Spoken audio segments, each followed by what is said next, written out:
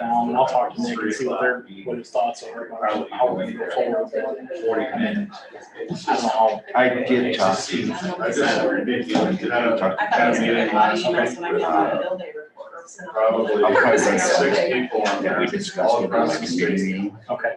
Like you said, To- our meeting. And we are live, guys. So it was just so nice. I think everybody pretty well knows that. Okay. That's all I was really getting at. Fridays. All night. And then I'll kind of discuss it. Yeah. See how far you can go with it. I mean, it's- Well, Yeah, but a lot of that. that's kind of decision you get after they. Yeah, almost definitely. Yep. Okay, if you stand, join me in the pledge of allegiance. Basically roads, yeah. I pledge allegiance to the flag of the United States of America and to the republic for which it stands, one nation, under God, indivisible, with liberty and justice for all. Good morning, everyone. Good morning. Okay, the first thing we have is the approval of the agenda. Is there any additions to the agenda? There's no changes, I'll make a motion to approve the agenda. Second. Okay, it's been moved and seconded to approve the agenda. Any further discussion? If not, all those in favor signify by saying aye. Aye. Contrary, motion carried. Next is the approval of minutes from the June 14th, if I remember right. 7th? Does anyone have any additions or corrections? If there are none, I think the minutes read well, and I'll make a motion to approve those minutes. I'll second. Okay, it's been moved and seconded to approve the minutes for June 7th. Any further discussion? If not, all those in favor signify by saying aye. Aye. Aye. Contrary, motion carried. Okay, next, Zach, you have some utility permits. I do. First one is for long lines. This is just north of Carroll on 180th Street from Highway 71 going west. Excuse me, and then north on Kitty Hawk. Don't see any issues with that. They should be able to go on the edge of the road. A few culverts for them to bore underneath, but nothing out of the ordinary. This is going up to that tower, right? Yes, it is. Okay, They're going from the tower to where? To the intersection of 71 and 180th. They must have lines there that they're tying into. Either that or they're jumping on the state and going down the state right away. That I haven't seen any permits from that yet, but. So. And I'm not sure if they're part of Windstream, if long lines is Long lines is coming out of Sergeant Bluff.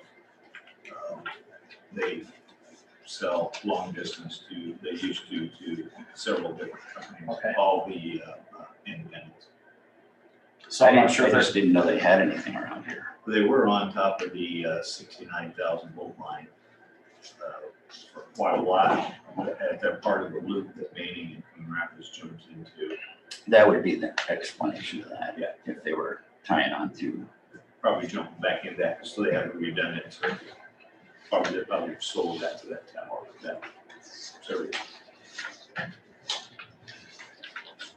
any other questions on the utility permit? There's no other questions, I'll make a motion to approve the utility permit for long lines. I'll second that. It's been moved and seconded. Any further discussion? If not, all those in favor signify by saying aye. Aye. Motion carried. Okay, next one. Second one is for West Central Iowa Rural Water.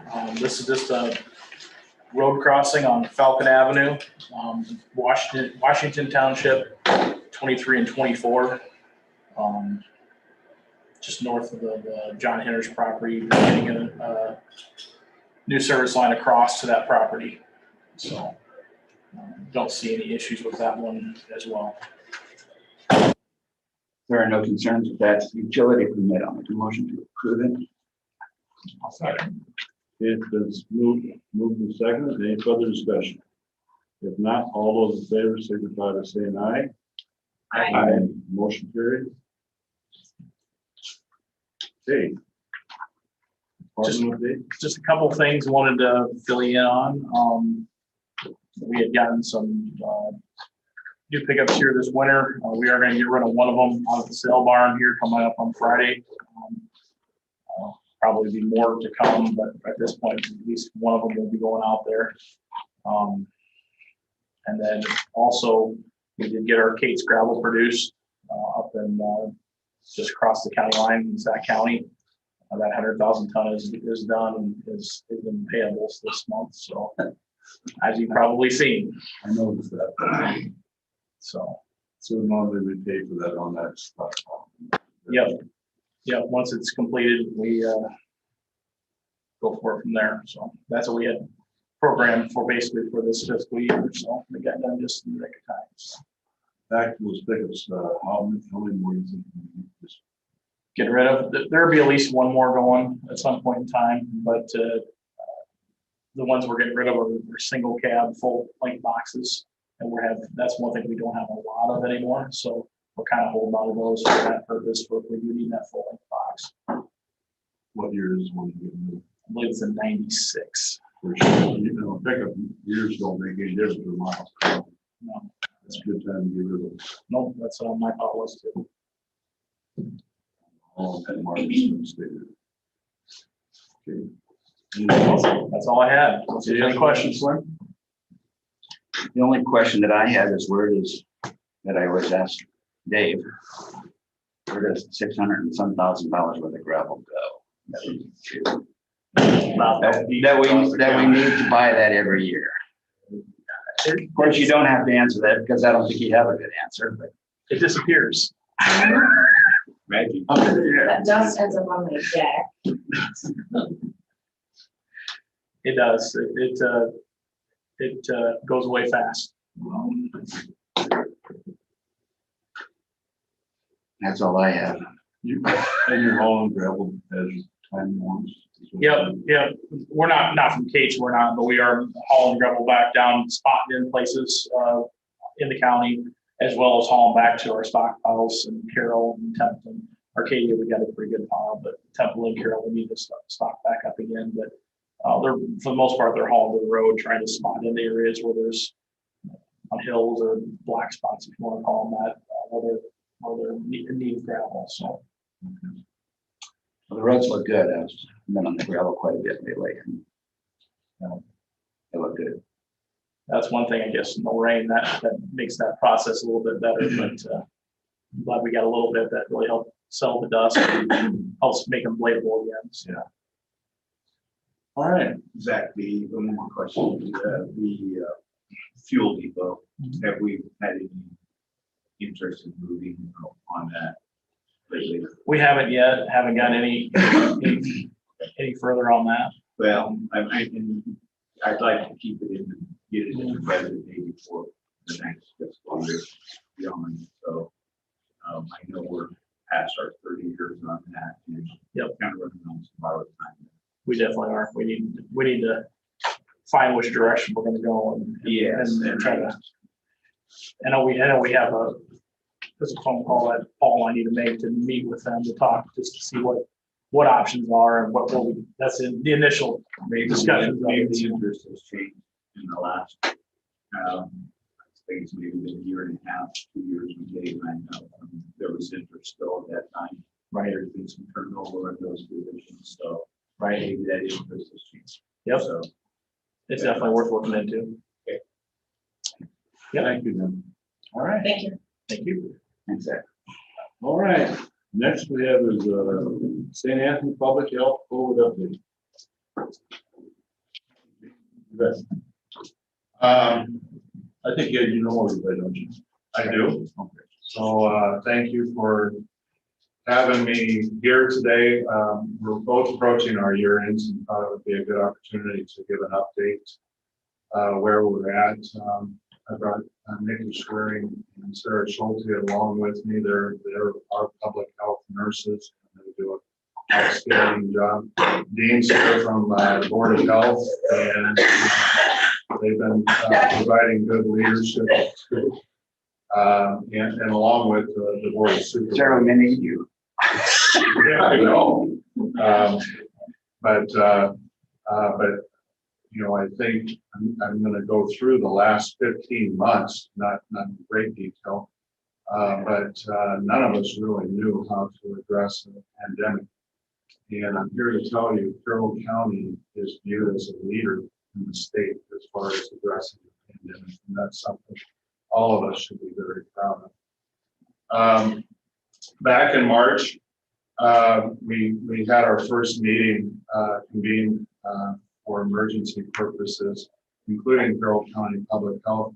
We started observing what was going on, particularly in the Seattle area. Okay, Courtney? Yeah, I just, I'm like, not even drinking. Started making that initial preparation. You know, there was no playbook for infectious disease pandemic, so we were actually going off of a flu pandemic type playbook, and I think we made modifications there. So you're talking a year ago from last month? Yeah, 15 months ago. Yeah, So, March 11th. Yeah. I believe is the Yeah. date, if I recall correctly. well, March 3rd is when we first started doing them. March 11th, nursing homes, assisted livings were all closed to visitors. March 12th is when Carroll County was the second county in the state of Iowa that had a positive COVID test, and it was all novel to us, and we basically really got into it. Matter of fact, I remember that weekend pretty strongly. You know, started doing the contact tracing and all those types of things. What do we do? Seeking that type of expertise from the individuals. Kind of learned a lot about social media and getting the message out and all those types of things as well. Following that patient zero, we had our first Carroll County Emergency Coalition meeting. We did meet up in St. Anthony in one of our larger meeting rooms. Subsequently, we all decided that it's better to do Zoom meetings, and I'm going to talk about that a little bit later, but we did weekly Zoom meetings, and as we went along, we moved to monthly meetings. Later on that week, Governor Reynolds shut down all the bars and restaurants, and then what we started looking at was the means for communications. Nikki and Sarah did a really good job of evaluating where we were at with our web page, Facebook page, all those types of things. Initially, we were sending out daily, and I use we as Carroll County Public Health, daily information regarding the status of number of people infected, where we were at, and all those types of things. And so the communication is going out daily to the media, and then also Facebook and our web pages as well.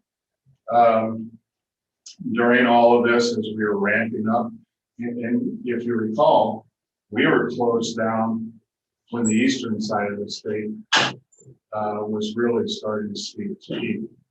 And so we were actually taking advantage of that time of being having less positive cases and preparing and learning from other parts of the country, other parts of the state. And I think Nikki and Sarah did an outstanding job in preparing us for what was to come. And what was to come was learning terms like contact tracing, PCR testing, all of these types of things. And Carroll County really led the way in all of those areas. The Zoom meetings for the Emergency County Coalition went all the way through fall with monthly meetings through 2020.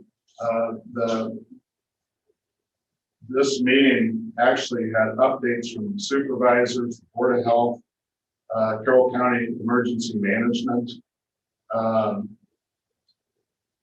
St. Anthony Hospital, Manning Hospital, all the clinics, the comm center, the ambulance, law enforcement, nursing homes, assisted living, the schools, the media on occasion, Chamber of Commerce, and then on occasion churches as well. So this is a pretty robust group of individuals. And part of that was just sharing where they were at. And I know just as an interested individual, I was always interested in what was going on with the schools and all that. Included in the education that Nikki and Sarah did, and I think we did a really good job of that, was talking about education of masks, hand sanitizers, hand washing, all those things. I will say this group, I applaud you that you put the mask mandate on to really help the spread. If you recall, that was back in November, I believe, and we were seeing our peak positivity rate. At the peak in November and December, we had over I want to say right around 730, but over 700 positive cases in the county. That's a lot of our friends and neighbors that were impacted by that. This spring, with the availability of the vaccine, we've seen Carroll County has the largest rural vaccine clinic. That took the effort of not just Carroll County Public Health, but volunteers from Manning, Farland Clinic, St. Anthony, the county. Dean was doing a great job of directing traffic, but that was wonderful to see that many vaccines be done. One of the things that Carroll County Public Health has administered over 12,400 vaccines in Carroll County. If you take into account the separate program nursing homes had with Pfizer and Walgreens, that number actually raises, and individuals that were impatient with the rollout of the vaccine that happened as well. But we have, Carroll County residents have had 18,600 doses administered as of a couple of weeks ago. Internally, we're calculating, the president has an objective by the 4th of July, and Carroll County is meeting that objective. We've calculated that our vaccine percentage is right around 72%. And that's difficult to come with. The state's number includes the entire population, so you have to kind of back into, well, there's only so many that are eligible, and the president's objective is adults. So we just calculated that last Friday, and I think we're meeting that 70%. Matter of fact, throughout this spring, Carroll County has been one of the highest vaccinated counties through the efforts of Nikki and Sarah to be able to, we were always in the top 5. Matter of fact, the New York Times actually had us on their maps as being pretty successful. If you consider some of the negative press that rural areas got, Carroll County bucked that trend pretty amazing. That took a group effort as well.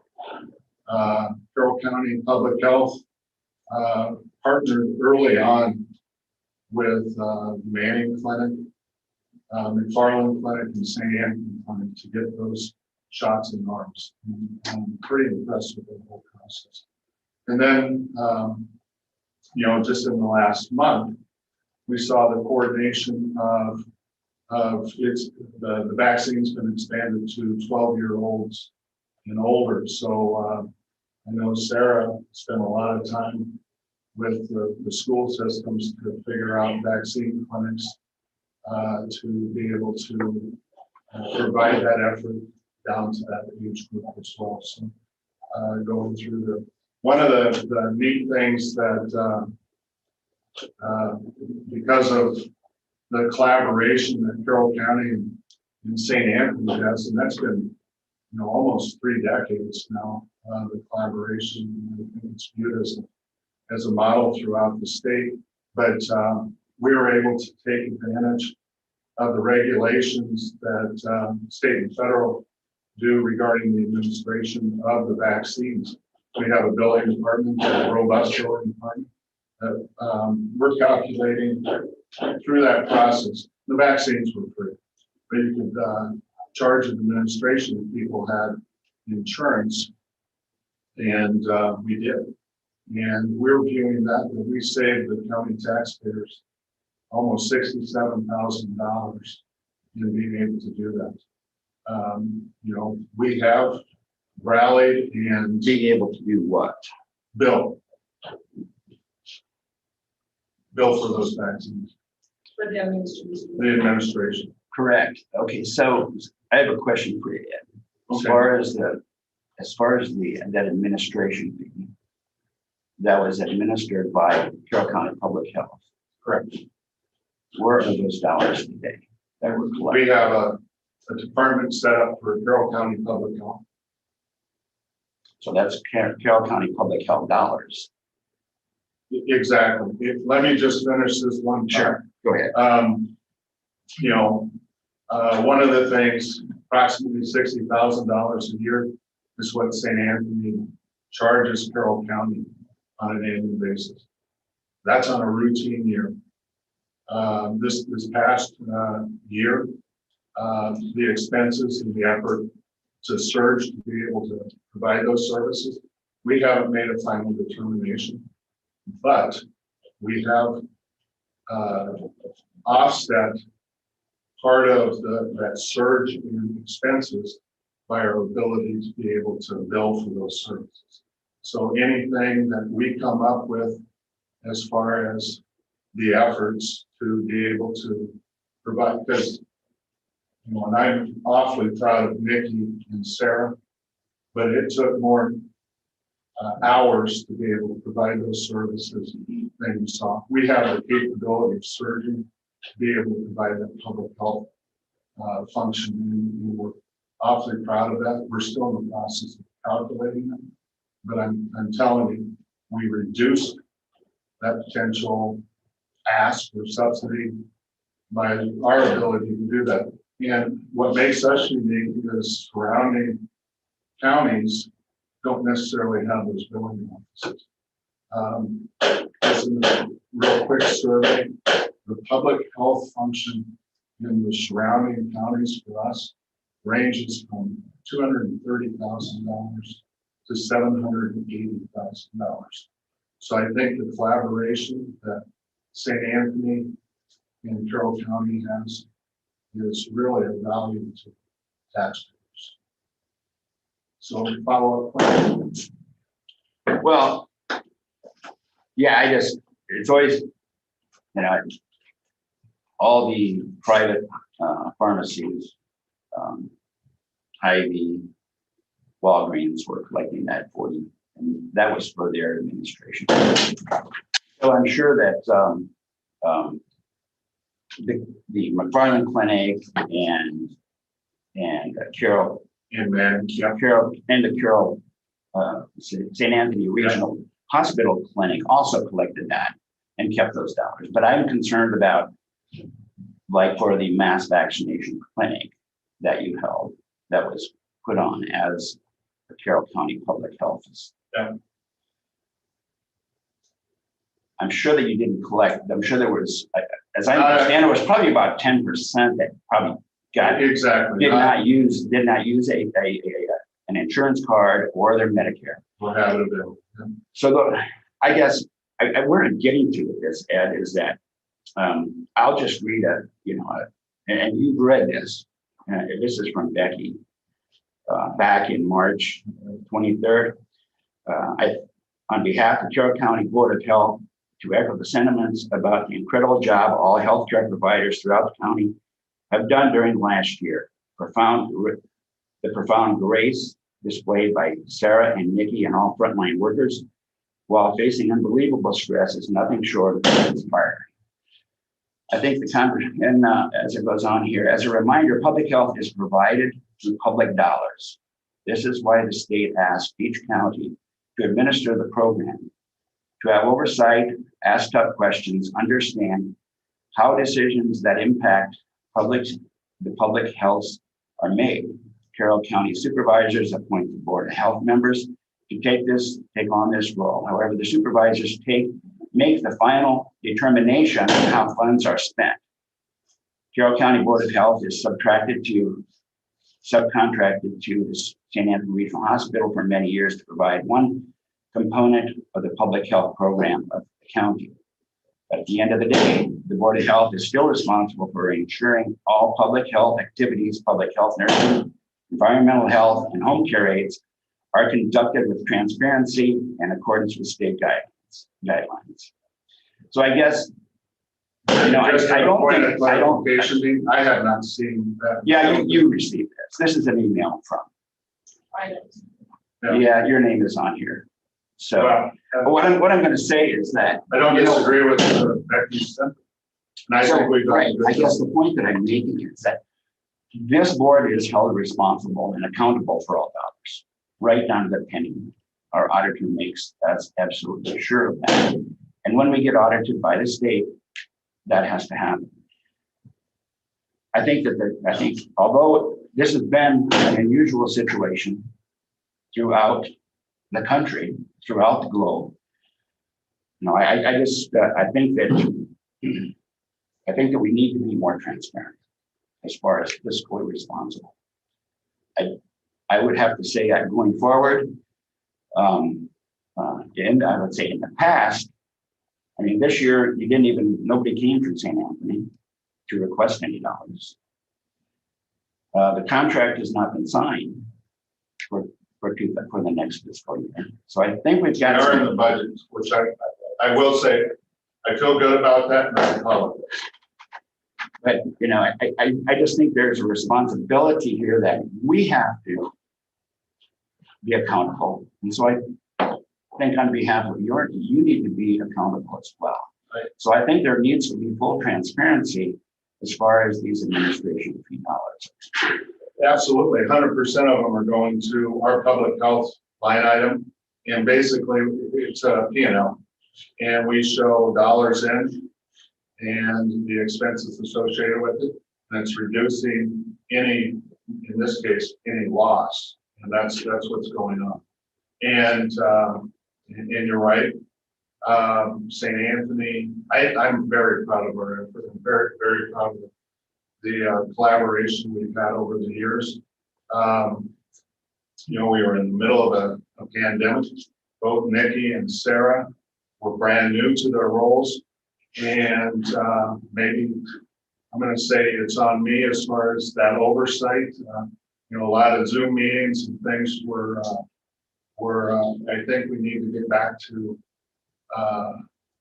being more normalized and having those attendance to the Board of Health meetings and regular meetings with the Board of Supervisors. So that's who our contracts. And I would, I think, I applaud the efforts of you guys. I mean, you did an exceptional job, but I also applaud the citizens of this county. Oh, absolutely. Who, when they could not get any vaccine from the Carroll County Public Health or from McFarland Clinic or from St. Anthony. Because of the allocation. Because of the allocation, they went elsewhere and died.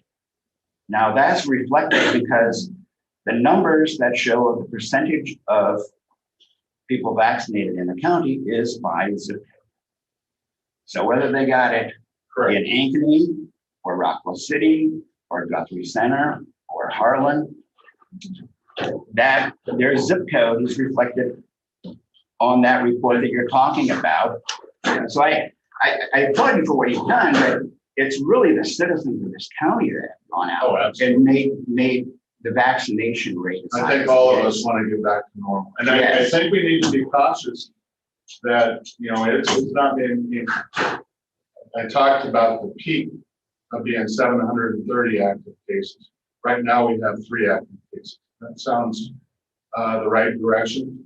But national public and state public health officials are hesitant because of the variants that are around. We have the Delta variant, which is coming from India, but that's something that we need to still monitor. but it does feel good to be getting back to normal. So, let's hope that we don't have to go through another 15, 16 months of another unplanned work pandemic. So a lot has been learned in this process. But I think the folks in this room, the Board of Health, especially Nikki and Sarah, I can't say enough how proud I am with our public health efforts and how we compare to other counties. Any other questions? Anything else? No? I do applaud you guys for all of your work. Anything else? Nice. Any comments? Anything to say?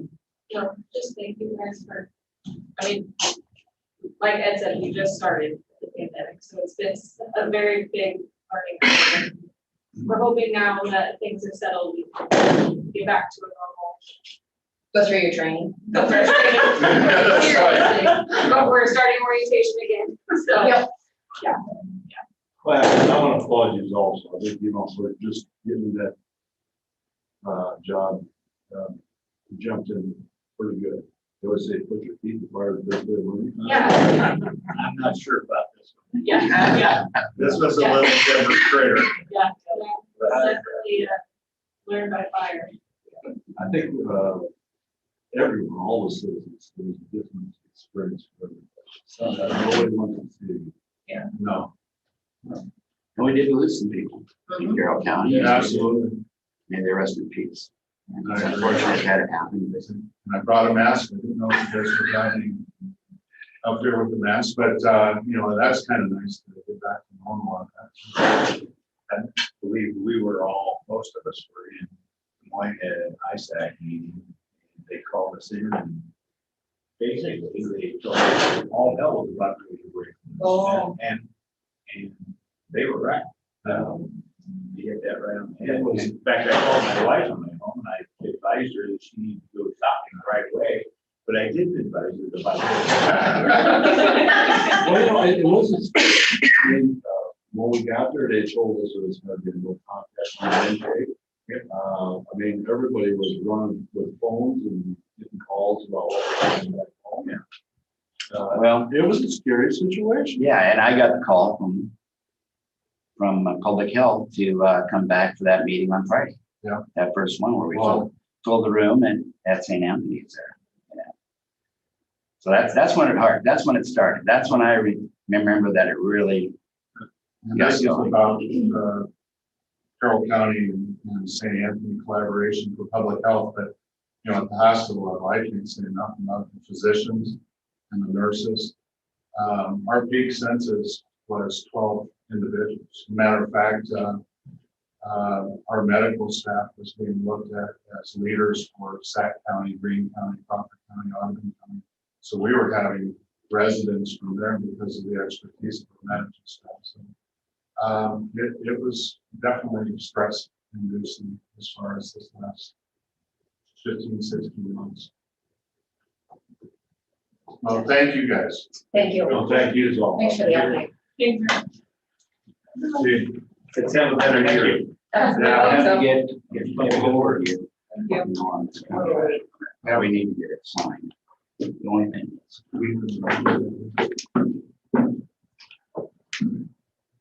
Okay, next we have, it is 9:30, so we'll go with the public hearing on tax certificate number 19-01000.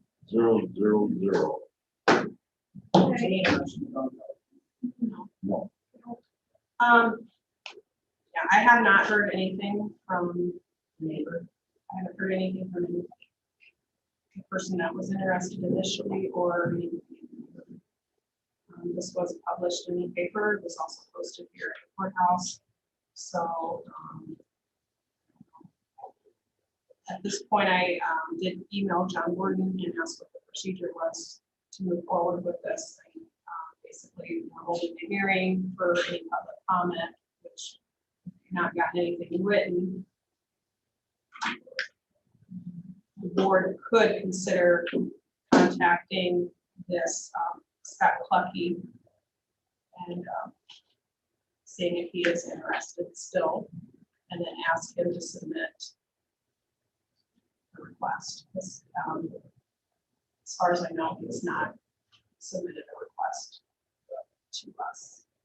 It's been more of a verbal. So, if the board's okay with that, we could get a hold of him and see if this is something he's still interested in. And move forward with that. That would be my recommendation, is to get somebody to start paying taxes on this parcel, because right now taxes are not. So he has to come back with a request, and he has to, in his request, say that he will pick up the tax. Yeah, the treasurer kind of prepared a draft of some agreements for assignment that other counties have used, just kind of as a guideline to use. And it says that this person requests the board of supervisors to find him the tax sale certificate for that parcel. Talks about paying back taxes, $100 assignment fee. There's some more fees. So I would probably have the treasurer get a hold of him and see if this is something he's interested in still, and then have him prepare an agreement or an offer to the board. An offer to the board. So if we do have an offer, we probably should have a public hearing. Yeah. Well, that's what we're doing now. That's what we're doing now. But So it would be a formal board. It would be on the agenda.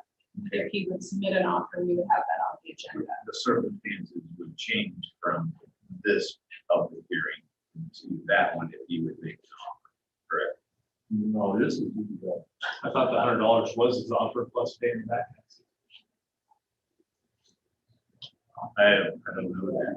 Yeah, he has not, as far as I know, has not submitted anything formally. Officially. This was done verbally. Is he aware that he has to? I'm not sure. The treasurer would be here with their tax sales today, so that's what she's doing right now, so she's busy. John instructed us to hold a hearing, hear comments if there are any, and if not, then we can decide to move forward with either getting a hold of this person that was interested or letting it go. I mean, we don't have to do it if we want to. So we held the hearing to offer the public an opportunity to submit an offer, and we got nothing from anybody, so. And if he doesn't offer, it's gonna go back up to tax sale, which is gonna sit there and probably not do anything because of the other logistics of it. And my understanding, his offer has to include paying up the back tax, basically, and the fees. It has to. So Ben, is there any comment online? There is not, no. You? I guess my hope was that we hold the hearing and answer any comments or whatever, if there were any.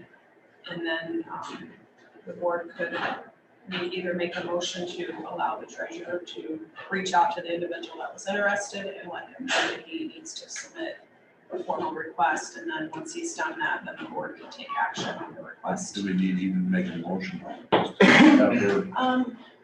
Probably not. I guess your approval of that would be when it was submitted and you guys had a chance to either approve or deny that. So at this time of day, there's no written or oral comments, then I will close the public hearing at 9:38. And at this point, then I guess, well, it is my right desire of the board that the treasurer contact this individual and have him present a request. Yes, I think that's okay by me, as the treasurer can work out. And I would assume that she probably should keep John and make sure we're on the right path.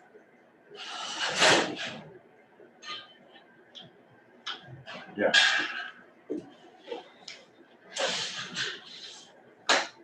Okay. That takes care of that item.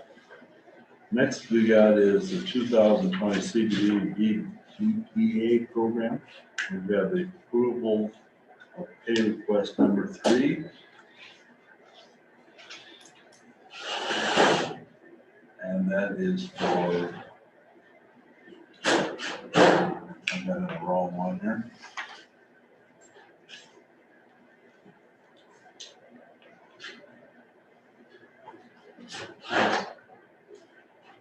$34,906, is that right?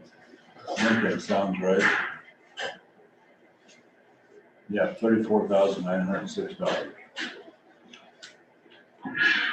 This is the claims, is it? I'm sorry, what? This pay request, is that in our today's claims? No, we don't get, as soon as we get a check for that amount, we deposit the check and then we issue a check back to Region 12. So we don't pay it until we get the money. The grant In and program out. writes into us, and we send it out. Yeah, you probably did notice one in claims for about $4,000. That's in there because we got a check from the state for that amount. So is there a motion then to approve the pay request number 3 for $34,906? I This is in regard to the CDBG housing program that is administered by Region 12 Council of Ordinance. I would make that motion. Okay, it's been moved. Is there a second? I'll second that motion. It's been moved and second. Any further discussion? If not, all those in favor signify by saying aye. Aye. Contrary, motion carried. Next we have is approve amendment request for, also on that same program to change that from 9 projects to 10, because there's leftover money, which is a good thing. Correct. I will make a motion that we approve the amendment to request that to add an additional project to 10. I'll second. It's been moved in second. Any further discussion? If not, all those in favor signify by saying aye. Aye. Contrary, motion carried. Next Okay, we I need, do need these 2 things signed in blue ink. Sorry. is there any color? Yeah, blue, please. Blue? Yeah. Not black. I got blue.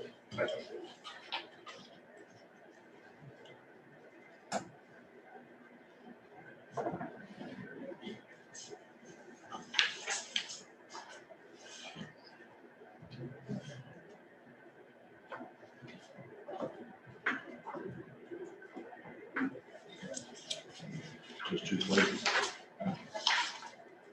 Okay. Next, we have a set of public hearing for status and funding of CDBG EPA program.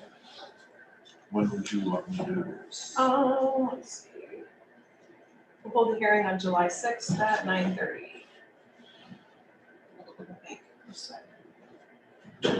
Actually, So we are on vacation. well, kind of, but I'll be at the meeting. She prepared the public notice. I see she's got Monday, July 6th. Should be Tuesday, July 6th, so that, I'll update that before I send that to the paper, but Tuesday, July 6th, at what time? 9:30. Okay. And yeah, it's just to discuss the status of the funding for the program. Okay, is there a motion to set that? So- Second. Been moved in second. Any further discussion? If not, all those in favor signify by saying aye. Aye. Contrary, motion carried. Okay, next is payables. I'm gonna pass this one around. Sarah Hopperl brought it in this morning. She was at GIS conference and she wants to get it included in this budget year, so I'll pass that around. We didn't get a chance to get it put in, but we will if approved.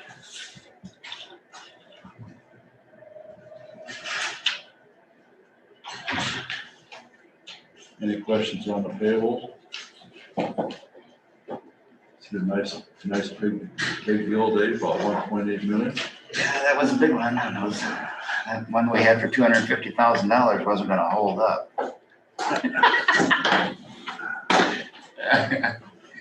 I didn't see anything. Yeah, I didn't see anything that,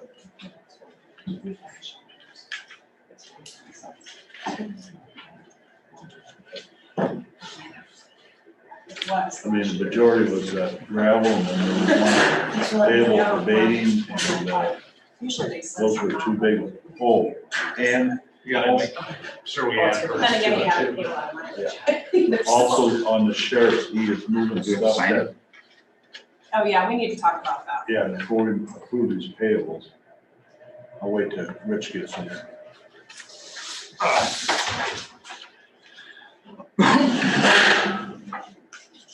So the sheriff submitted a bill to Stones for the office equipment for the new jail. And he brought it to my attention that he thought he has some money left in his jail budget out of the general fund to pay that. It was tentatively supposed to be paid with bond proceeds, was how it was gonna be paid. But he said he'd be willing to pay for it out of his budget because he had money left over. I went ahead and did that, that's where I put it, but we need to decide, or I shouldn't say we, the board needs to decide, do you want to pay for it out of the general fund, since he has money available in his budget, or do you want to pay for it for bond proceeds?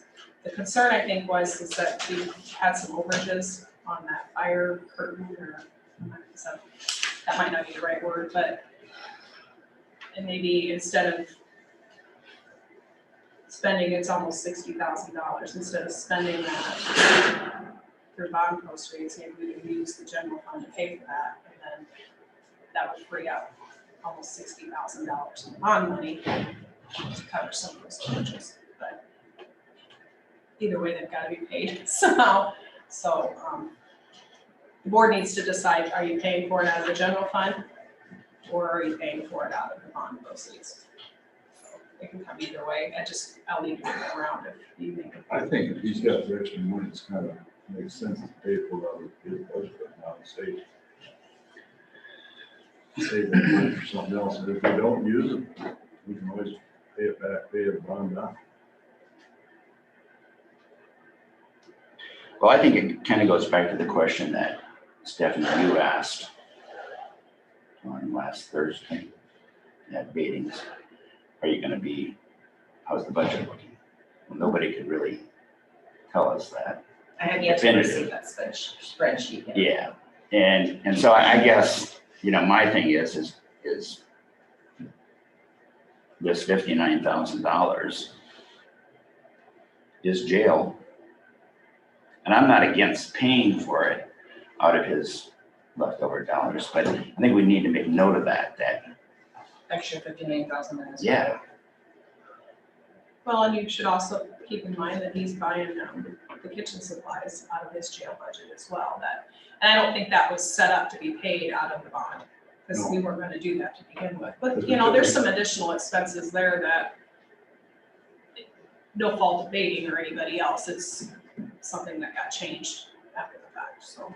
You can see there's an invoice in there to the Trimark for kitchen supplies for almost $49,000. Well, we originally took them back out of the original contract. And then we added it back in later on. And it's unclear yet where that fire curtain's gonna be paid for sure yet, and that's 27, almost 28. 27,000.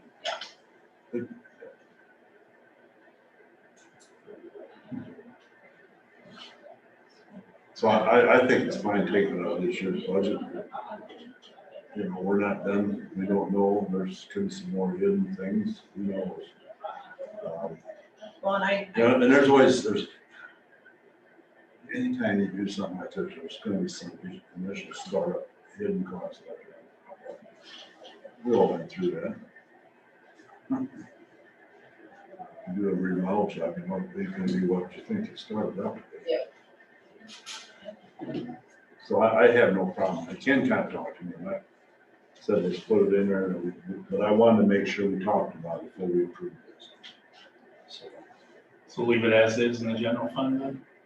I think so, just take it out of his regular general budget. What I think, Dean, that we should have a side note on that, a note that where it came from. I have no problem with that. I don't need it. With that, I'll go ahead and make a motion to pay the payables in the amount of $1,851,074.99, with the addition of So we'll have the GIS. The GIS and then training. a mileage. Mileage. There's a motion, is there a second? I'll second. Okay, it's been seconded. Any further discussion? If not, all those in favor signify by saying aye. Aye. Contrary, motion carried. Okay, next we have the approval of amendment number 1 to the substance abuse prevention agreement. Am I right in this thing that they, with the COVID, they are extended a time period on this is what the deal is? And this came through offering new opportunities. Yeah, dollars or anything didn't change, it just said it's amended to provide a 1-year extension on the lease, or sorry, not lease. Grant. Is there any questions on that amendment? And why do we do this? It's for the substance abuse, new opportunity administers the dollars and provides services. Yeah, we subcontract on that. Yeah, I think this is about the third time this has come up this year. Yeah, it isn't seems like we. It seems like Well, we're we rolling. do a budget, then we do a Semi-annual. semi-annual, Yeah. annual. Okay. Now an So- extension. Yeah, I'm just looking for an improvement of the amendment and then to authorize Joanne to sign. So she's set up as a signatory on this. I'll make a motion to approve the amendment and to make Joanne the signature. I'll second. Then moved and seconded. Any further discussion? If not, all those in favor signify by saying aye. Hi. Contrary, motion carried. Okay, next we have is approval of fireworks display permit for Central Church, 24334 Highway 30 East. I think I get the date on that. 27th of June. So moved. Then moved and seconded to approve the fireworks permit. Any further discussion? Just one. And I guess the discussion is about, I just wonder if we shouldn't include in this permit something to it that addresses dry conditions and If the fire marshal possible, puts the statement out or. if there's, subject to, I mean, we're kind of in that right now. It sounds like there's a lot of people are not, a lot of cities have And banned fireworks and banned, and the cities from putting off fireworks displays this year, so until it rains. But I just a thought that I But wouldn't had. that override this if the state fire marshal came out and ordered? I would think so. I would think so, yes, but don't you think there should be something I agree maybe with in you. our I permit? do too, yeah. I think it's a good idea. Just add it to the permit at the bottom, subject to weather conditions. Just says that they are not holding Carroll free from all claims of damages resulting from said fireworks displays. I don't even think, to be honest with you, when they changed the law on fireworks, I don't even know that people have to do an application for fireworks because you can light them off. And the You know what I mean? understanding I have is that the only reason we're doing this is this will be seen by the 911 center down there. So when Right, they take calls, they can stop it from that point. That said, Right. they have a permit, they're going to do I it. think the thing is, on these, the reason you get these permits is in order to buy this bigger stuff, they have to have a permit and buy it. Because I did have a couple people go, Because why I are know we in even? Townsend, they issue a permit to themselves, so they can purchase that bigger stuff, and I'm sure it's the same way. They have to have a permit in order to get that involved.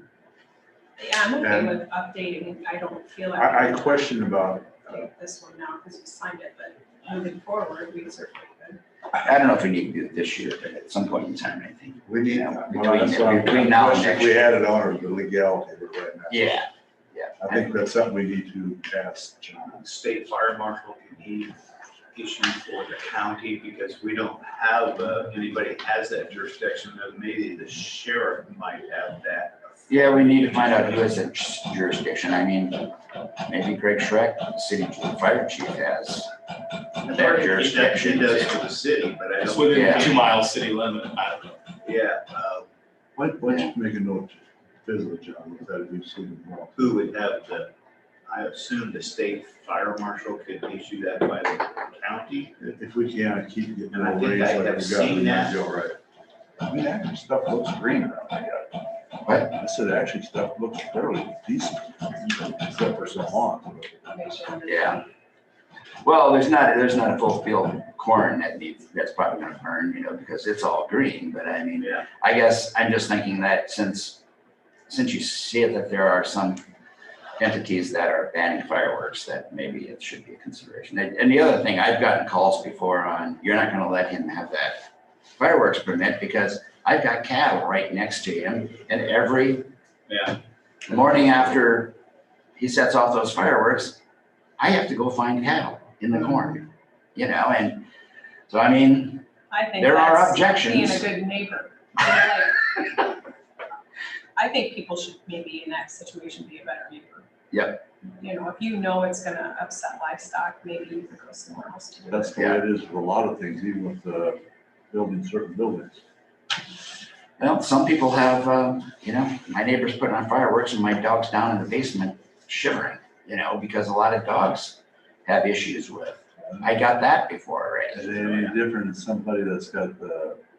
Yeah, Whatever it's called. PTSD. PTSD. Yep, exactly. Well, I remember raising Emery when she was little, living in town, and kids are running around with fireworks, and she's screaming all night, I'm angry, Mom. Yeah, 4th of July can be an interesting, and then don't get me wrong, I like fireworks, but there's a lot of contributing factors that you do have to think about. Enough said. Yeah, okay, enough said. So Way to go, Dave. Thanks. Is there a motion to approve this? Yeah, we got a motion in a second. I don't think we got it. Okay, if there's no other discussion, all those in favor signify by saying aye. Aye. Contrary, motion carried. You do need a signature on that. Bottom. Next we have is approval of cigarette permits. And that is for Corner Station, Hell's Corner, and Country Club. Can we do them all once we, I'll make a motion that we approve the cigarette permits for the 3 that have applied. I'll second. Okay, it's been moved and seconded to approve the cigarette permits for Corner Station, Hell's Corner, and Carroll Country Club. I do have a question there. I noticed that on the Hell's Corner that they have on there also for these e-cigarettes and that vape and stuff. I don't know if I'm all hopped up on that. As long as it's not why do we do these? Because they're selling cigarettes in it. Nicotine in it. Because they're in rural area. Yeah. There's an age limit. Otherwise the city's doing it. I mean, the city does it. For City the- Carroll does it for everybody in town here. We do it for everything in town. So I'm Yeah. guessing the corner station and the country club only sell cigarettes, because that's all they have marked. Or I guess the corner station has tobacco marked too, which I suppose would be Which like would be chewing true tobacco. tobacco, So Al's Corner looks like in the rural, they're the only ones that do like probably the vape pens or whatever. And if you don't buy them in Al's Corner, you can go to any gas station in Carroll and buy them, so. yeah. All right, enough said on that. All those in favor signify by saying aye. You got the motion second. Aye. Contrary, motion carries. Okay, next we have Interfund Transfer. Hey, this is our last one for this fiscal year. We're taking $62,642.48 from the tax increment financing fund, which is ICP, Iowa Corn Processors, paying back to local option. I'm thinking that we might only have maybe a payment and a half left on that loan, and then it'll be taken care of, so. Then that'll release up those increment dollars back to local entities, which is good. So just looking for a motion to transfer those dollars. Is there a motion to that effect? So moved. I second that motion. All right, it's been moved and second to do an inter-transfer fund, $62,642.48 from the tax increment financing fund to the local option fund, which is the fund that we originally took this money out of. So, any further discussion? If not, All those in favor signify by saying aye. Aye. Roll call. Is that roll? Yeah. Oh, that's right, this is a resolution. Miners, Yes. Ruggles, Yes. Houseman, Yes. Johnson, Yes. Shepherd. Yes. Okay, motion carries. I just want to make a note on payables, you probably, or maybe didn't stand out because of the large amount, but we, the interest portion of what they're paying is coming out in the form of a check for bill day, which is $5,952.92. So we write a check out of that increment fund for the interest portion, and then that also will go in local option too, so. Okay. I think that's just another form of transferring those down. Yeah, you transfer the principal, you write a check for the interest.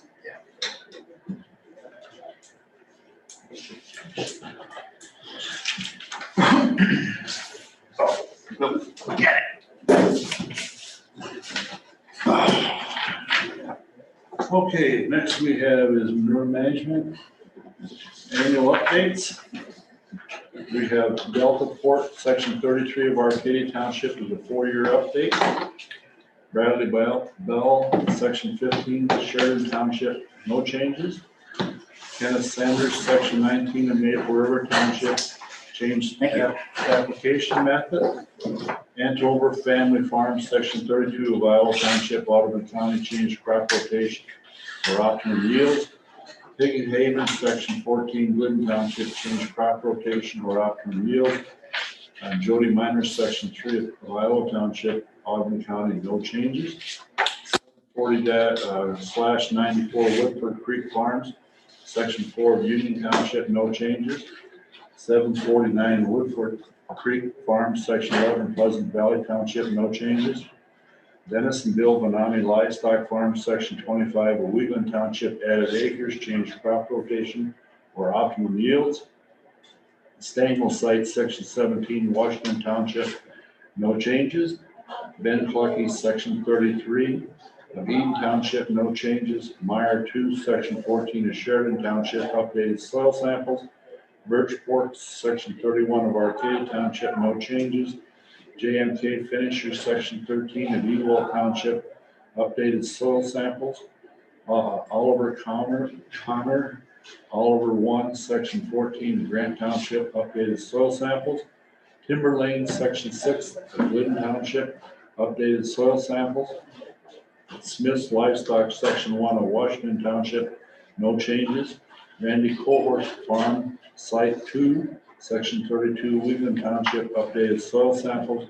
Randy Cohort's Farm, site 1, section 16, Wheatland Township, updated soil samples. Alan and Lisa Ashide Home Place, section 7, Roselle Township, updated soil samples. Connor South, section 1, Grant Township, updated soil samples. I think that's the longest list we've ever had. Yeah, we just got a ton of them. Well, then we had a ton of them that week that we didn't meet, and then we got a ton more, so. Yeah, well, I guess that makes it, yeah. 2 weeks ago. Okay, next we have committee I had one reports. question about spatial needs. Are we doing July 13th, still blocking that out, or what came up on that? That is the 13th. So it's not tomorrow, so it's gonna be the 13th. It's not tomorrow. Okay. And I think I have it. We're starting in the morning, right? Yeah, I don't remember it. Oh, I got it on the Did sheet they all here. respond? So yeah, I did hear from everybody, July 13th, start at 9. We have RDG, 10 is Shive, 11 is SEH, and then later on, after lunch, 1 o'clock is Stone Group, and then 2 is that studio melee. Perfect, thank you.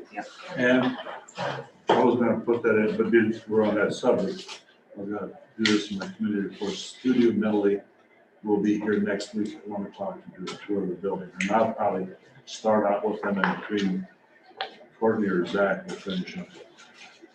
So that'll only You be got the that second email group. too, didn't you, Courtney? Yeah, I'm more than happy to show them around, but I think Zach would do a better Yeah. job. But Zach's aware of it, right? He is, I haven't talked to him, I'm assuming he'll be So is here. that only the second one out of the 5 that have requested? Yeah, well, I'm just figuring Shive, they know what's going on. So that's 3 out of 5 that have actually been in the building that I'm aware of. And some of them I went through, just walked and none of them I'm aware of. I did have a call from OPM when I was driving Wisconsin the other day, wanting to know what the status of course when you're driving. I can't remember who got the invite for review or interview. And I said, well, we picked 5 out of the group. We but I wasn't sure who they all were. And I said, but we did keep the rest in the pool in case we need to reach back. So I left it at go. So then you can make it figure out. What a politician. Can you put a little more icing on that cake? I'm driving down the road, what do? You know, and I'm trying to think what I'm doing.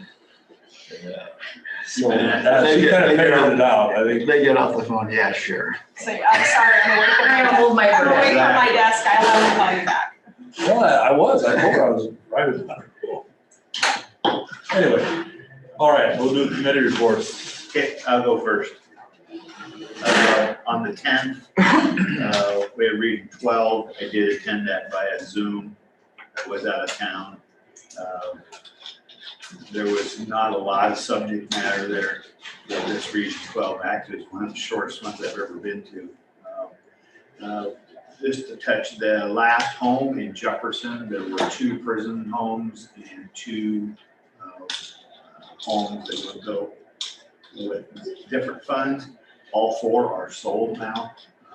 So that was a very successful program for them. Kenora is looking at doing one. Guthrie Center is looking at doing a project also. So we'll see how those go. I'm quite happy with those. Is prison industry still building those? Well, I didn't ask that part. I think they're new.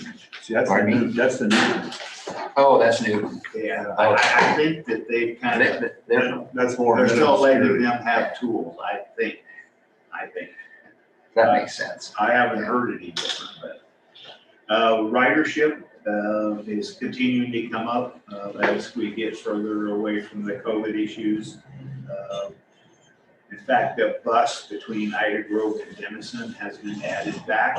So that is the first ridership date, I believe, was last week, and they had 30 people sign up for it. So it's probably going to be well received. Do they have enough drivers right now?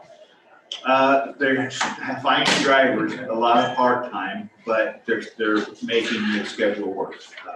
I think they were looking for a couple full-time, but they are scratching around with the part-time.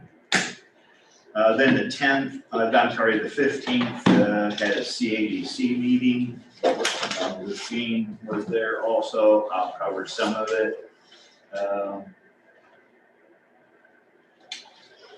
We had a conversation about the retail coach. That seemed like that was going well. That was part of the chamber part. Housing needs assessment update. Am I correct that they are still going to work on more there? I think a lot of it, I didn't get to really look at that update, but I think it's pretty well, they got some updates in the original plan.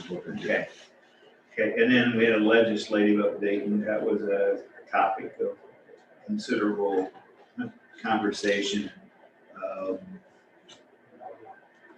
Then the 16th, I had Rolling Hills in Holstein, and I did attend that. We did finish purchasing a building. I think we had a very unfavorable confrontation with the COG from that area. And I ran quite a ways out on a limb. In fact, I even recommended to the supervisors that were in that COG that they do not pay them or keep them on call anymore. We never received another phone call about it. We called up there to get information about a grant for this purchase of this building. We never even heard back from it. So we did reach out. They never. Is that like region 10 or what region? I can't think of, there's a name for that one. I don't believe it's a number. It's but anyway, it was quite a confrontation we had there. And I made my voice known that I was not very happy about that at all. But anyway, we did purchase a building. You did or you did not? We did. Okay. We did. We voted to go ahead and go, it voted 7-1 to go ahead and go forward. I didn't care for it so much because there's so many unanswered questions but I did make sure that, and I pointed this out, that we as Carroll County need to be listed on that deed as owner.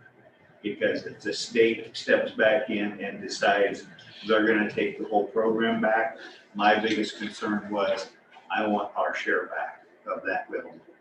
And I think that, like everybody else, was kind of in sync with that. We started talking about it. We need to get the counties that were part of the payment listed. And which Pocahontas and Humboldt County will be listed also, even though they're coming in July 1st. They weren't there for the decision, but they will be there for the payment. So they're gonna get listed as, and it'll be divided back by a per capita when it comes back. And I think that's the fairest way to do it. So, but and who knows if they'll even pay us or they even scoop it up. I just wanted, I could see that as being maybe an issue out there. Did Carroll County vote in favor of purchasing? Yeah, I did vote for it. I did not want to, but it was a core service that we were trapped with no core services. And I just saw the services, even though most of the services are being used by Woodbury and Ida, we have capabilities of using them. So, Who was the presenting color? Calvin. Calvin? Yeah, Scott was just, he was, and he had, I understood his argument. He just felt like it wasn't for them enough for his taxpayer. And I get it, because I was right on the edge. Anyway, let's see.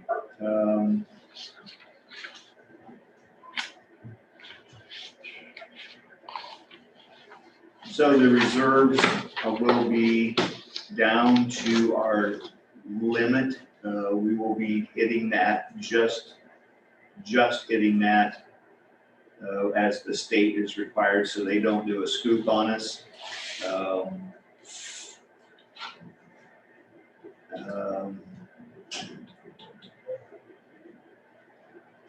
We will be returning $151,376 to CARES fund. We did not use, did not approve.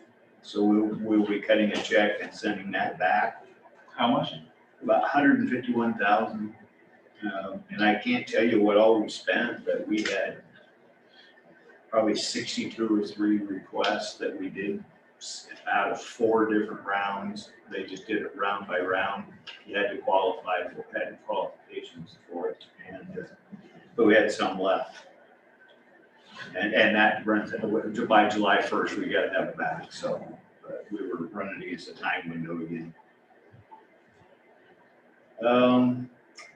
The new business, the providers for the 22 budget. The ARC of Woodbury County, Buena Vista Regional Mental Health, Crawford County Memorial Hospital, Sioux Center for Siouxland, and Cherokee Regional Medical Center. They were all approved as approved those contracts that are actually renewals for the upcoming year, fiscal year. There's actually, Wesco was part of it, Manning Hospital was part of it, New Hope Village was part of the contract, Stewart Memorial Hospital, there are several. Then on the 17th, I did abating construction. I think everybody was in attendance on that meeting. There was I did not know this, but Ken reported on the damage to the generator door, and that's supposedly being taken care of. The clean agent system seemed to be an issue about getting the room sealed up tight. They did not want to install it because they didn't think it would work. They would be too many callbacks on it. So they are looking to find a new alternative for that. They think they may have one, and the price is pretty close to the same as what we were looking at in the original part of the contract. Okay. Upcoming, it's a long time. Do we have CADC tomorrow? I have it again. No, I don't think so. Good. With the clean out, because I had them scheduled today for interviews for tomorrow too, and we don't have those, so kind of cleared one day. Wednesday, I have Iowa Workforce meeting. I probably will attend that via Zoom. And then on Friday, also Iowa Workforce, but that is the statewide. That'll be a Zoom call. It's impossible to get 99 counties together, so everybody usually does it by Zoom. It's usually updates of where we're at with each individual area. You got radio on? Yes, I have the paper and radio today. Well, actually, I had it last week, so it's probably Stephanie's turn today. I can go next. Going back 2 weeks ago, we had a landfill meeting, nothing worth noting really, everything's looking good. The jail meeting, last Thursday I spent with Zach Anderson, my new supervisor orientation, just touring the facility and went up and looked at some of the gravel that we're purchasing.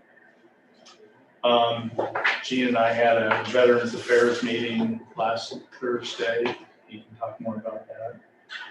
There was a decategorization community partnership protecting children meeting last week also. And Friday, I have second district judicial meeting in Webster City. I can go next. On the 7th, me and I had a communications meeting with the city of Carroll.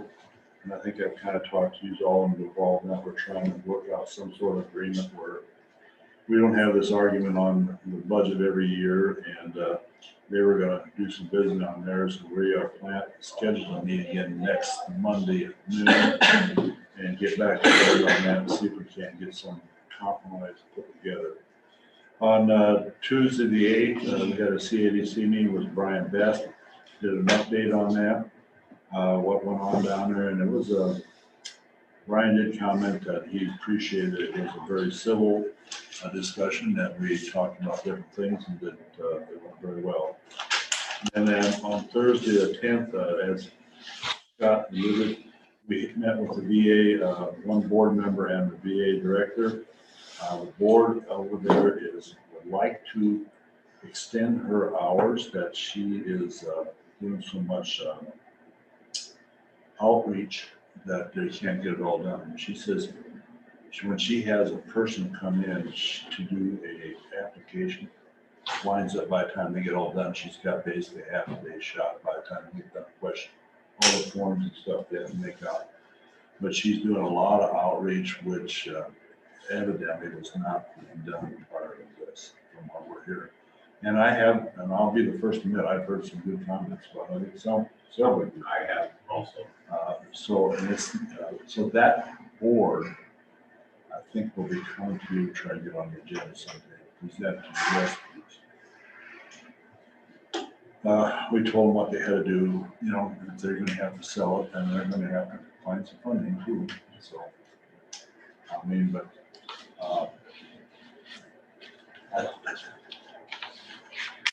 I would say much more energy and enthusiasm in that department right now than ever been. So, I have two questions for you. There are evidently, have there been more requests or more interest in the requests that have been passed? I think everything. I think it's because there's been more requests, probably some of the aging very more. And I think the other thing is that she's been going to like the county meetings and the local Legion meetings and stuff and getting out. The claims she processed in the first 5 months Yeah. was 262 versus the first 5 months a year ago when it was 81. So the number of claims being processed is greatly larger. She'll present that to the board when Well, she comes. I like that because then you can see, Yes. you know, numbers. Yeah, Well, that there is something And the to budget's support already been that. approved, and we explained that to her Yeah. for this year, but it sounds like she would like to go full-time July 1st is what. And right now, she's limited to 20 hours. Is that what you took? What was the board, their board there also present with you? One representative. The board evidently has recommended to proceed with this. What's their thoughts on why these numbers have increased?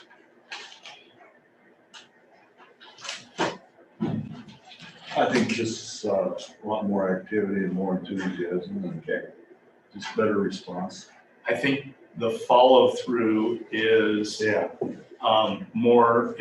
is very complete and thorough now. And so the time, not only the number of cases, but the time that it's taking to process them properly is using a lot more per time. So we might be running this program closer to the way it should be run. And I think the other thing is, you know, if you look at what other counties are doing, that some are probably getting by less. But also with the CDOT being up there, she's gotten more involved, and that was brought up. You know, there's, But I asked for whenever she schedules with Courtney to be on the agenda, to also attach a couple packets so we can, or a couple of attachments so that we can review it before she's here, so we can review the Big stats. difference in numbers. Yeah, it Big is. difference. Yeah, it was huge, but she presented us and we kind of told her to clean it up a little bit and then send it to all of us. I mean, it's, how it's gonna happen, I don't know, or if it will, but I mean, Right. they made a very good case. Yes. Well, and last year we had the whole COVID thing, so it might be more accurate to go Well, a yeah, couple of years, because the numbers would be lower because of COVID. but even with that, it's. Cause Prior we to talked COVID. about, what's that? Prior to COVID. We talked about that a little bit. So anyway, all right. So that was the VA, so they will be coming up before us to have a discussion on that.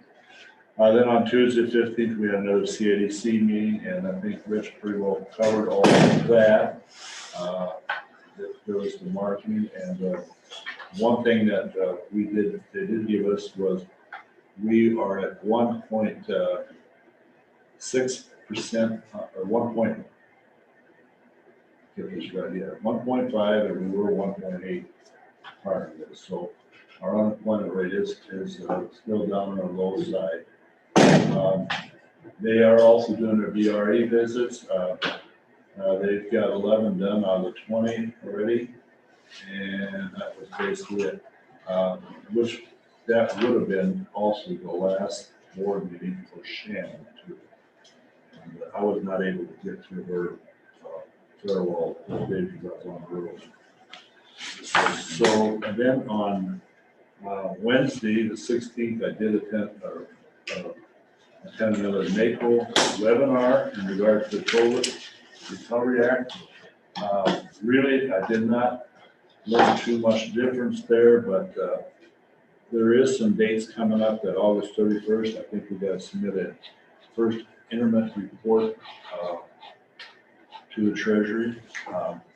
I guess at this point, Courtney, you're in the process trying to get that put together so we. So I'm in the process of trying to verify my identity so we can maybe get a portion of the money. Yeah, we do get that. Part of this process, she has to, they want to make sure she is who she is. She has to give her identity and picture and passport or whatever, so. My name's getting ready to change.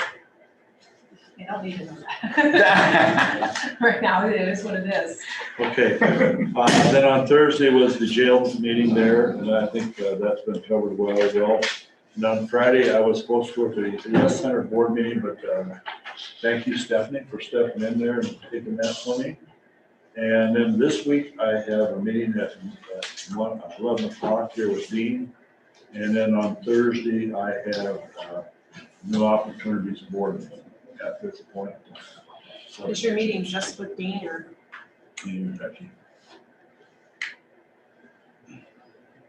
Okay,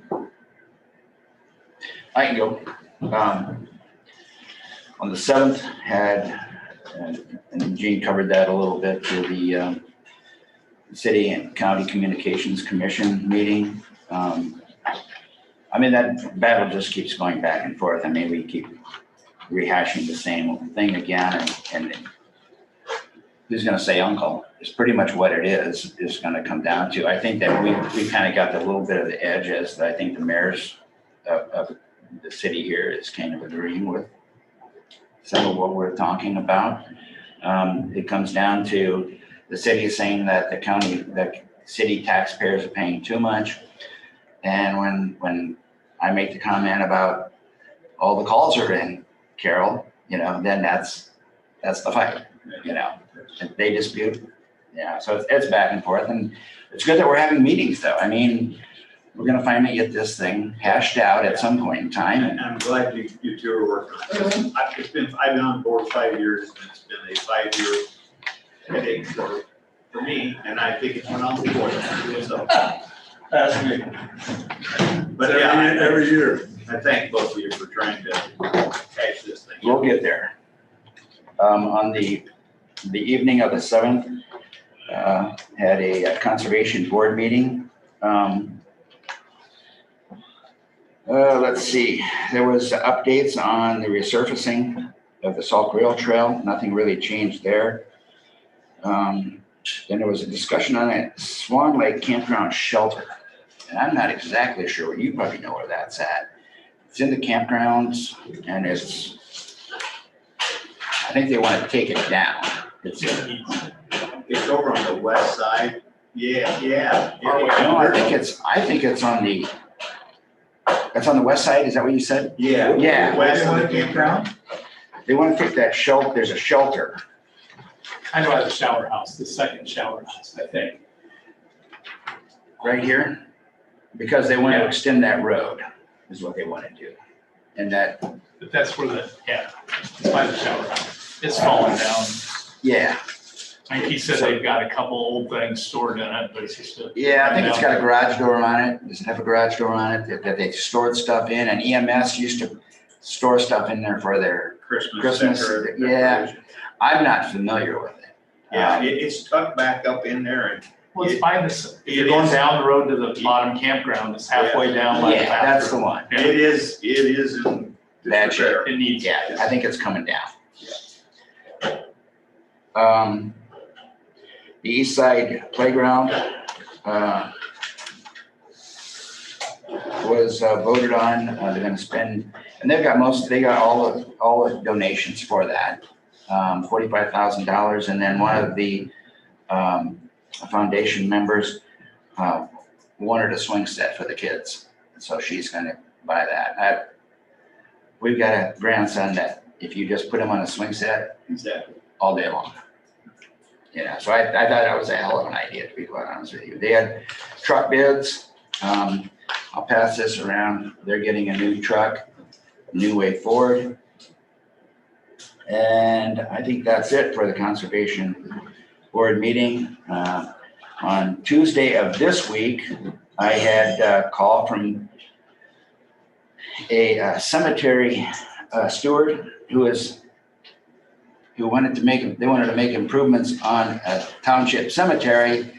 And the budget's been set, and the township trustees had not budgeted any dollars for any improvements. He was wondering where he could get some money, if there was any grant dollars or anything like that. It sounds like there's some donations coming in and they'll be able to make it work, but I did clarify with him, how that worked. I mean, it's really kind of, I'm not going to point out any this specific cemetery, but you know, this specific cemetery levies 26 cents.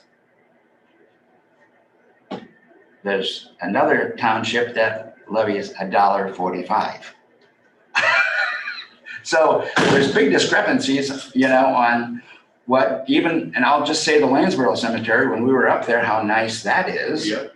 And that they levy, I think, close to $1 to keep that cemetery up. So, Is there any maximum Yes, that you can levy? there's a maximum of the township. I think in their levy, they're like the fire department, there's a maximum in there they can put fire protection.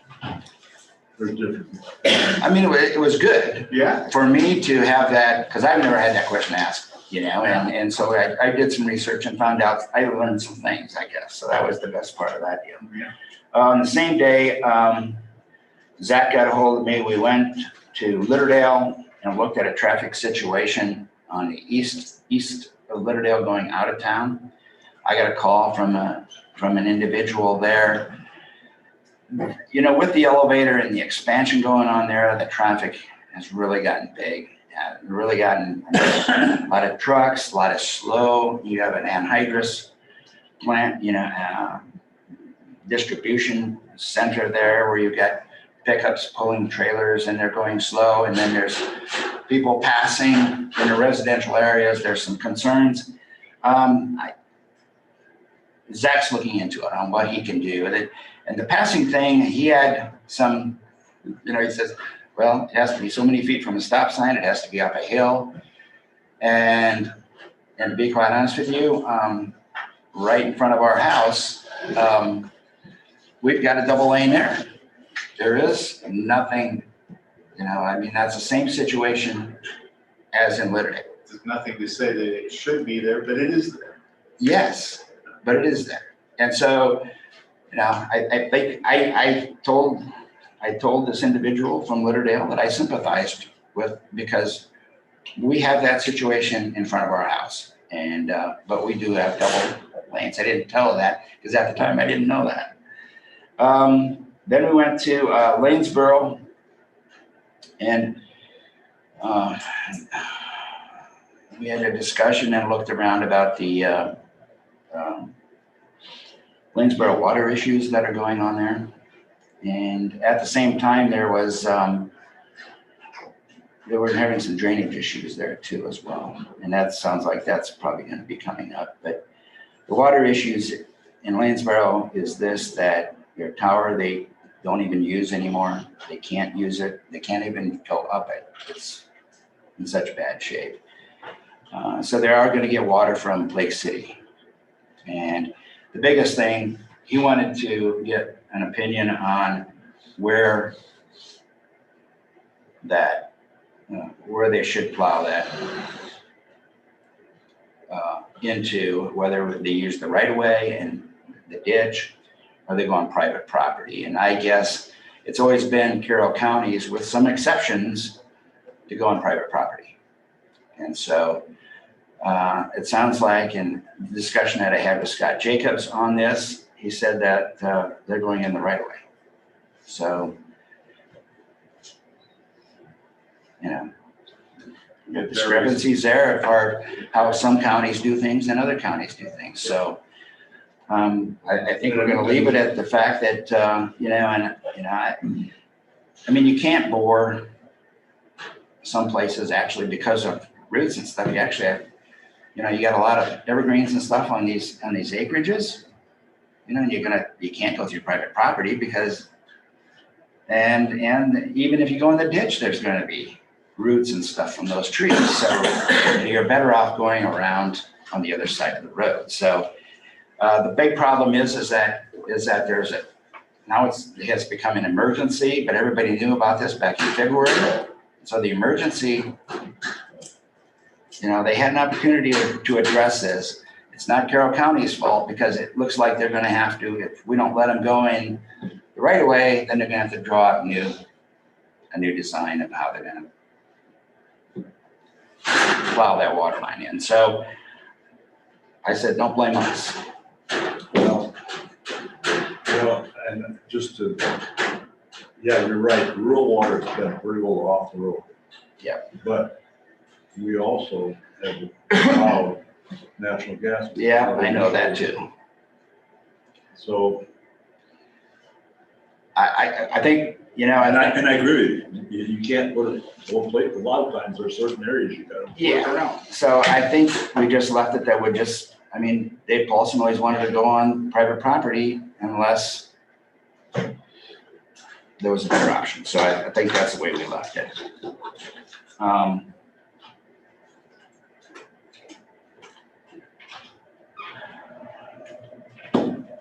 Maple River. There's an individual there that is encroaching on not only the right of way, but the street in Maple River. And it's been a real issue for a long time. And so finally, Zach is going to go ahead and I think the sheriff's department was supposed to deliver that letter on Friday. So. This on the southwest part of the town. Yes, it is.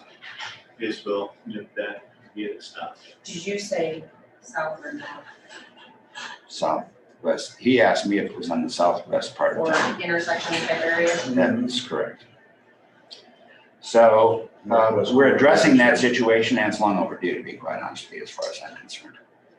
So on the 16th, is that right? Had a Last Wednesday.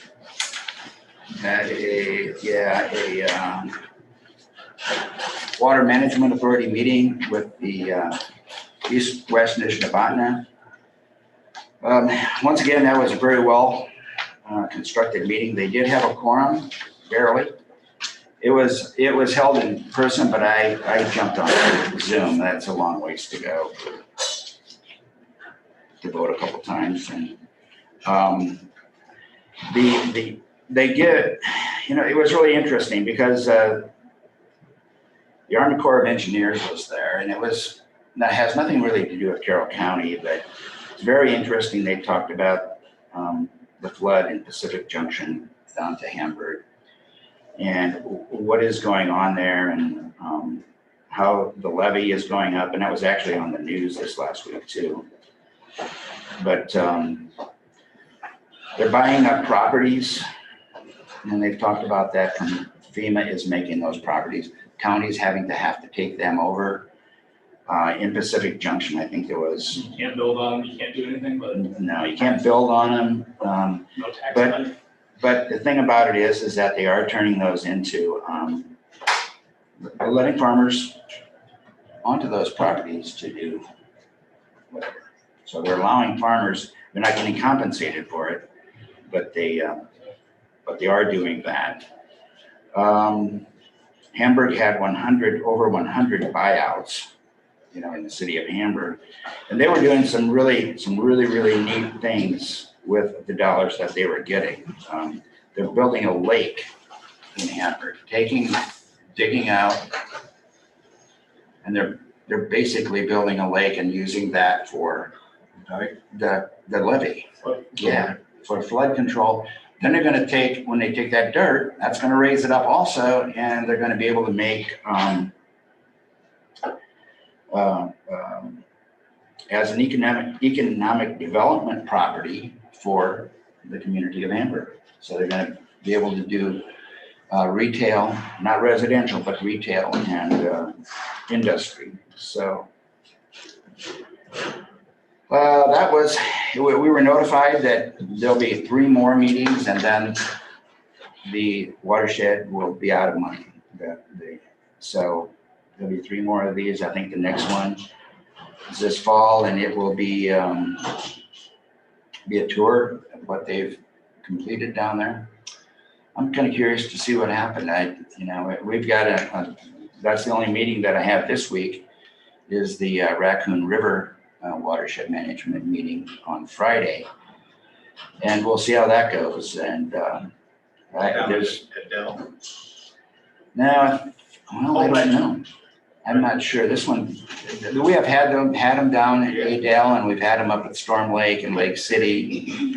So I'll have to look and see where this one's at. I guess I'm not sure. It's, you know, it's a whole different animal when you talk between those two watersheds as far as the organization. And I mean, we've got a coordinator there, but we do not have one In Raccoon. in the raccoon. And that, are they probably going to get in the same boat too, that their expenditures are just about Exhausted. Yeah. Yeah. They're in the same boat.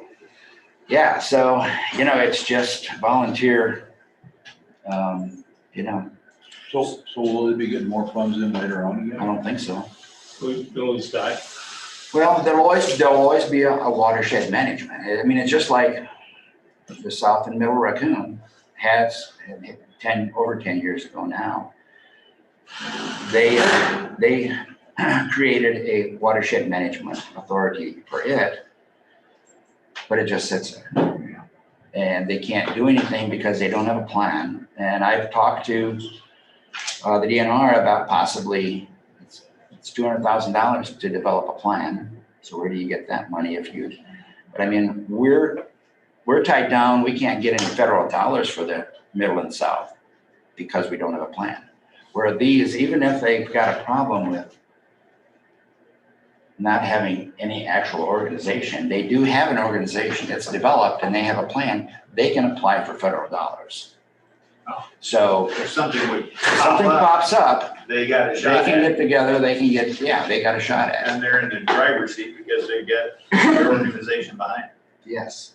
So And Carroll there is did a good job. advantages to this, and that HUD money that they used for all this, you know, Yeah. they were able to develop that plan. That was the very first thing they did.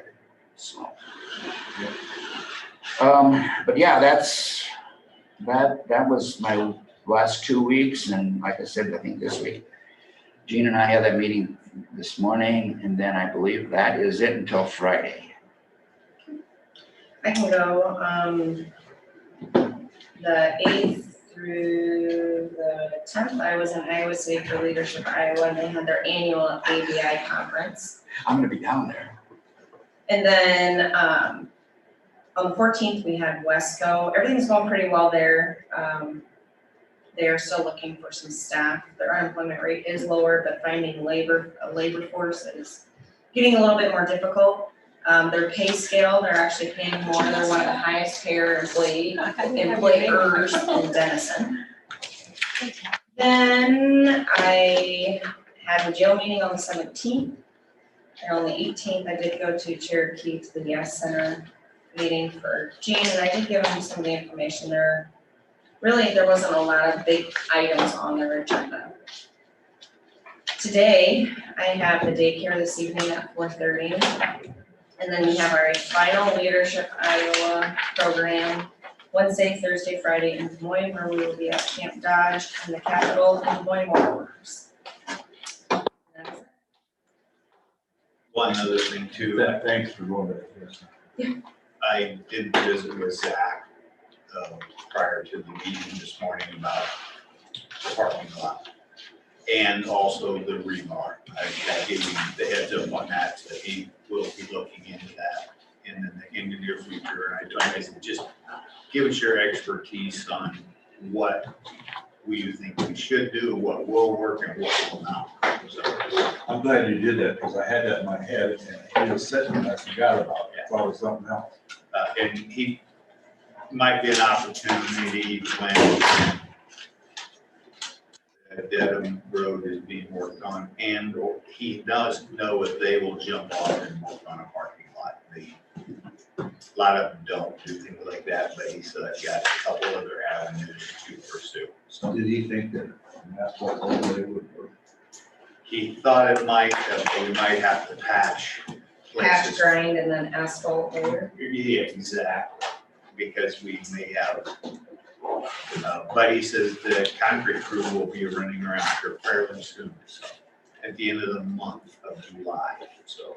I just want to make a note too, Scott and I will be working together to get to the ambulance board I'm together. sending you a text right now. Wendy wants to meet with me. The ambulance board, to start to get that board Oh, together to okay. discuss our next moves. And Courtney, I probably will have you email the members of that board. I don't know Or do you that I want me to have- do it? I don't think I have your email addresses. I mean, I have a list of who's on it, but I don't know that I have. I don't know. I There's probably something still else. have them.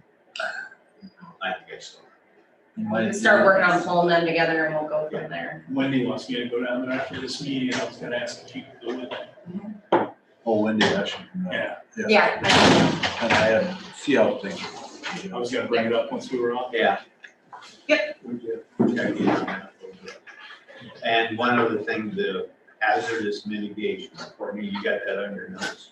Yeah, they're gonna send a contract, so the board can consider whether or not to do that. Yes, hazardous mitigation is if we, just to refresh your memory, instead of doing it every 5 years, we're going to do a little bit at a time so we can budget it better.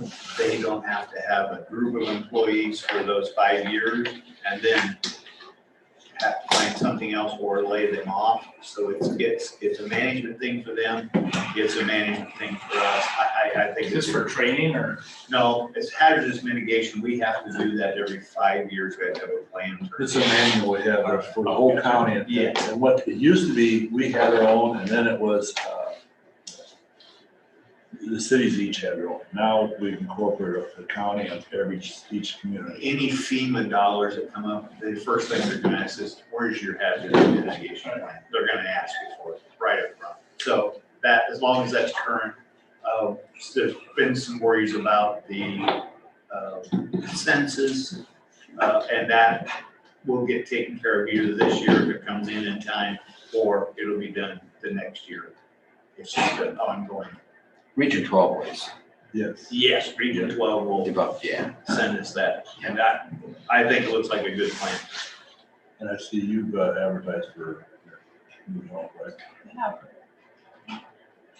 I also see Calhoun County is advertised for paramedics and stuff. Yeah, Scott said they have, in fact, I'm looking to where I Joanne's think I probably even gonna told you retire, that, so but they had a position call, was- they had a transfer to, from Stewart Memorial Hospital, and they couldn't find anybody. They called Carroll, they called Midwest, they called everyone. They ended up taking a private car and holding the IV, yeah, somebody later in the morning. Yeah, what are you gonna do? Well, and also, I don't, I'm gonna- On the door, on the You know, closing. maybe, yeah, you also, and I think maybe Rich is aware, is we just found this out last Tuesday. Your ambulance is not out at the airport anymore. They went to Audubon. I don't think they're gone either. That's what I was told. Oh, Yeah, my niece. That works Harold there. Baker told me they were moving from this site to Audubon. My niece Well, no, works they for first them. were in Hardeman. My niece works for them. She was. I out thought there. this was this is a new company though. The one that was gonna go to Denison, the city of Carroll talked to me and they hauled in a mobile home and gave them free water at the airport for the staff of 6 to stay at the airport. But I think they pulled out of that and moved on, is what I was told. Daryl Mayer. It wasn't on, it moved out before that. Yes, It was Midwest, Why they left. Midwest. I think it's. No, I was gonna ask her, That's what because I didn't realize they had. If you find Yeah, out I something. think you're right, that Yeah, I will. was Midwest down there, and then this was the new Unity point. Yeah. Oh, Just a heads up of what, for next week. We've got we need to set a hearing for a construction permit application for GSC Agribusiness. It's an existing swine south facility, and they're switching it to a swine finisher facility with no new construction.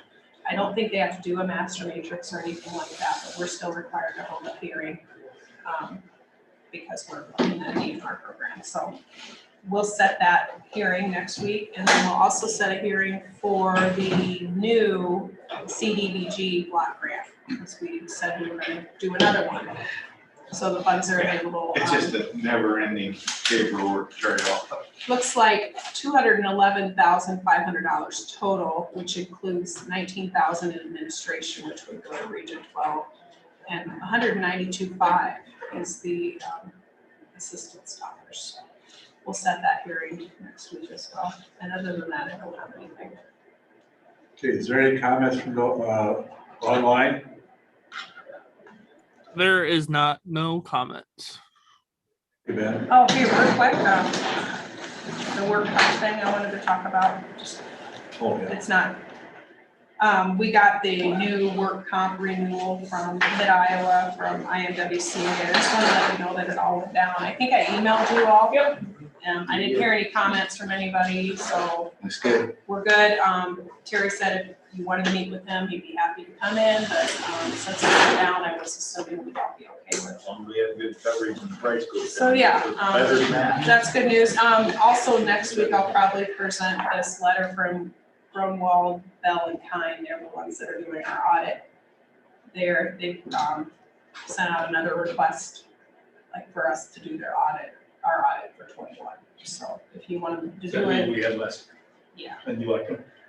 Yeah, I haven't, they're done with the 20 audit yet, but, Depends on the So- finance if you like them. So we're well, talking about the 20 audit? we're talking, they're asking About the for us 21? to confirm that they're doing the 21 audit. Which I don't have a problem with that. The only issue I have is they're not done with the 20 audit yet. And, anytime they've emailed me, I give them the information right away, so, they think they have until the 30th to finish it, because we did get an extension, so. You can say the state usually was first, took a little while too. They did, but I was hoping that I might be a little quicker with it, but that's fine. Hopefully we'll get that. They were very easy to work with, I'll say that, and, How would you ask them where they're at on that? Already talked to them about- well, she just asked for some more information last week. So. All right, anything else? If not, we're in order for a motion to adjourn. Second. It's been moved and second. Any further discussion?